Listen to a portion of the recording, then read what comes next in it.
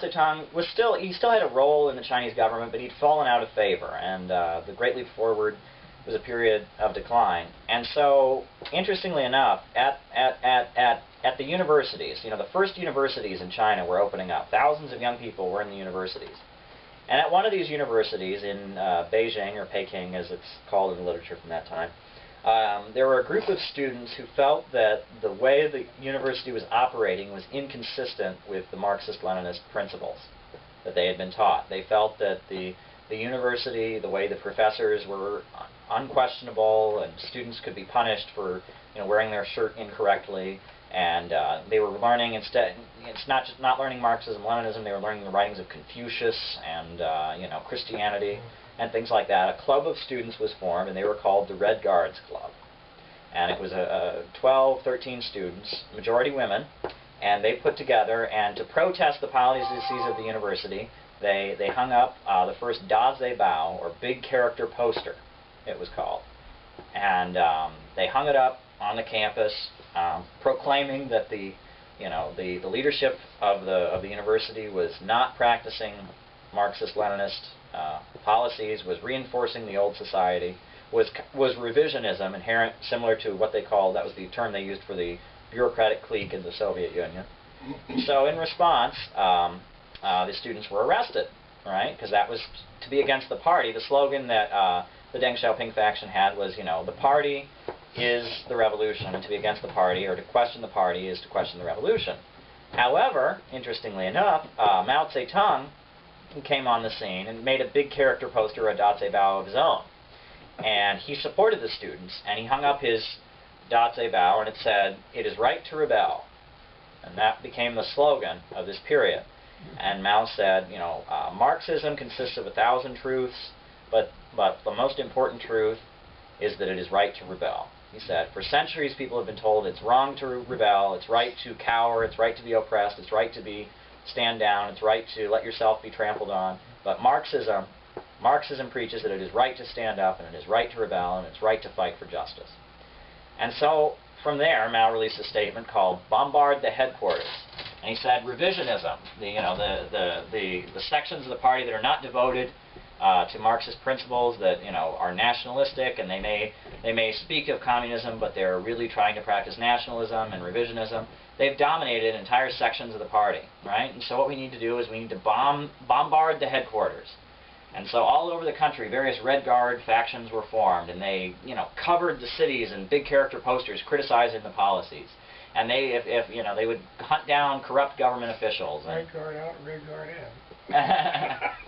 and they would leaflet everywhere, and it was an uprising, and it began with the students, and then it spread to the army. The army, there were revisionist officers in the army, and they were booted out. The ranks in the army were abolished for the first time. There were no ranks in the Chinese army. It spread to the workers. They instead of just having a bureaucrat run the factory, they moved to what was called the 3-in-1 combination, meaning that you had an elected shop floor representative, a technician, and a Communist Party person would run the factory together. It's called the 3-in-1 combination. All over the country there were revolts, and everything about the country was changing. And one of the big aspects of it was the criminal system. They totally reformed it, so that if someone was accused of a crime, when they were accused of a crime, the crime was not treated as, here's a bad thing you did, and we're going to pummel you to teach you to not do it again. We're going to treat the crime you committed as a result of a bad political line you have. You're a rapist because you don't understand that women are human beings and have rights, so therefore we're going to ideologically reform you until you think that women do have rights, and once we've determined that you've changed your mind and you've had a better political line, then we're going to release you. Or you robbed this person because rehabilitation, right? And that's, interestingly enough, the term brainwash is it's a derogatory term, but it comes from a Chinese term that was a good thing, right? And it was Mao saying we don't need to just lock people up. We can clean their mind of the corruption. We can clean their mind of whatever it is that enabled them to commit antisocial and violent acts, and we can purify society by changing people from within. We don't have to just bludgeon people and all of that. And it was a revolutionary breakthrough. There's a book I encourage people to read by Professor Alan Rickett, and it's called Prisoners of Revolution. And it's by a CIA agent who was arrested during the Chinese Revolution for being a CIA agent, and he was taken to a Chinese prison. And while there, he had basically group therapy to convince him that you shouldn't be a CIA agent, and so while in prison, he became a born-again Maoist and returned to the United States and was a professor at Boston University for a long time and preaching Maoism, right? Because while he was in prison, he had been forced to read Mao Zedong and forced to write a confession, and it was that was the idea, was that thought reform or brainwashing, right, was not considered a derogatory thing. It was considered a step above the old ways of flogging people or locking them up for years and all that. It was we can change people for the better, so we don't have to. The idea of making the people fit to rule. How is breaking someone down and reprogramming them to think as you please beneficial? Well, that's a matter of opinion. I'm just laying out the facts, but the idea being that we don't have to rule by violence. That we can make the people fit to rule, and we can eventually have the state wither away. The means of physical violence and coercion can wither away, and we can move towards communism. Was the idea. So 1969, you had the Shanghai Commune. And in the city of Shanghai, the revolutionary workers rose up and they seized control of the city. And they modeled it after the Paris Commune of 1871. There was no, instead of having the 3-in-1 combination, they didn't have a Communist Party person and a technician person and an elected representative of the workers running the city. They had elected representatives of the workers running the city, elected representatives of the workers who could make no more than what the average worker made.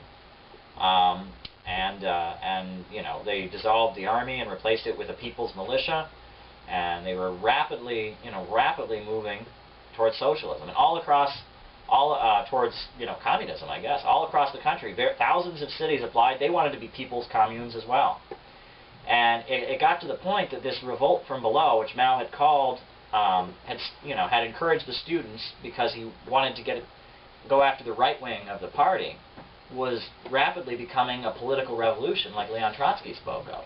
And it was the masses of workers, students, soldiers rising up against the party bureaucracy and replacing it with, people's rule.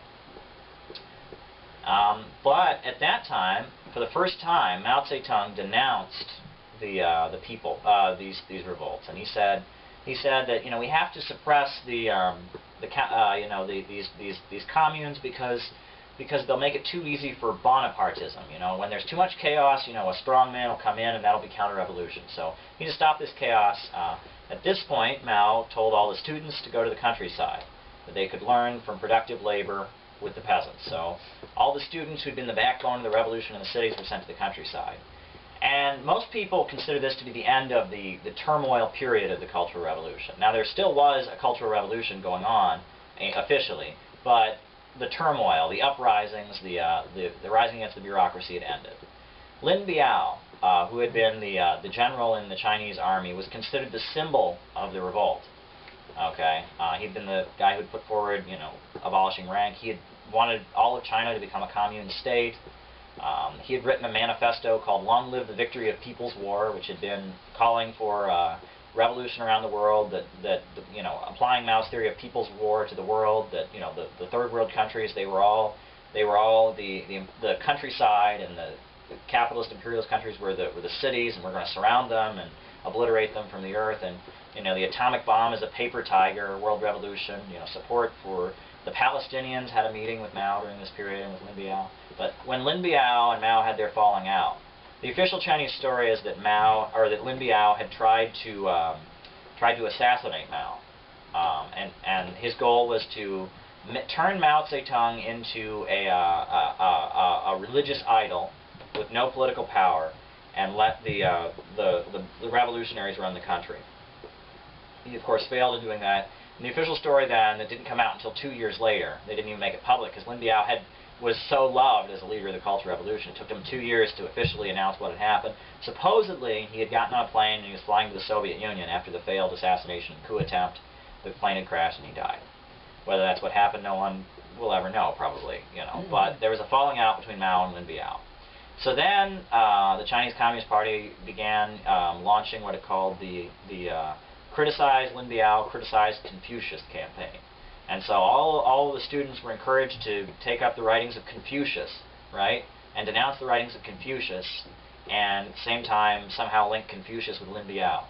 And now China started entering a period in which it was actively, it no longer talked about the two-line struggle, no longer talked about the Soviet Union not being part of their own camp, but with problems. They started talking about the Soviet Union being a Soviet social imperialists, and that they were another empire just like the United States.